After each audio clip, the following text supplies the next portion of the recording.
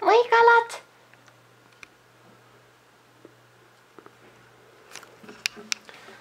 Joo, eli tänään mä nyt pelleilen tässä. Mun pitäis puhua aiheesta ystävänpäivä. Kattokaa mun peili on likainen. Tossa on jotain möhnää.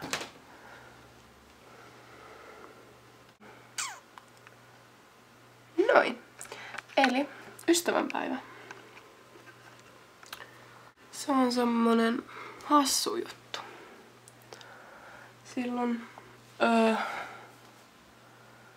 pitäis periaatteessa juhlia ystävyyttä ja ehkä jopa rakkautta, jos semmoista on ilmassa. Tai on kumppani tai jotain muuta vastaavaa. Silloin sitä pitäisi juhlia. Siis tietenkin tänä 14.2. päivänä, mutta niin kuin tyttö- tai poikaystävän kanssa tai yksin tai kaverin kanssa tai jotain muuta vastaavaa. Suosittelen. Paitsi että itse on kyllä ollut nyt tämän päivän yksin, koska mulla on ollut vähän huono olo. Ei oo jaksanut lähteä mihinkään ja mulla on muutenkin vähän ollut flunssaa, niin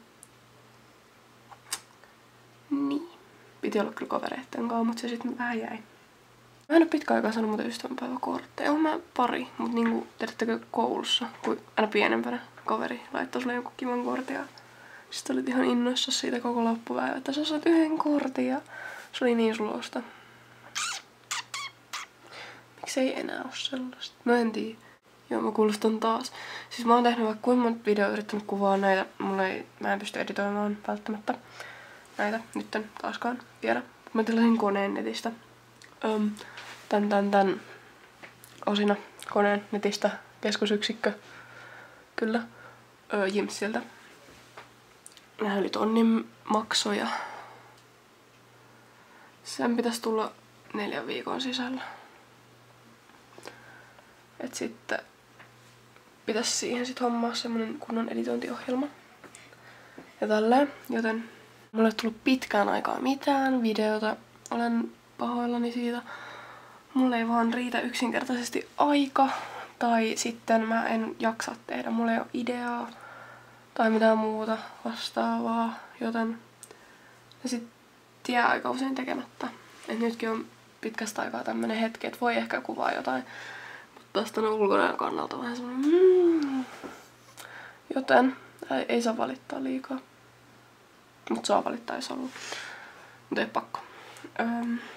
Mä lupaudun menee johonkin laneille tässä kuukauden sisällä. Että mua nyt vähän kuumottaa nekin ja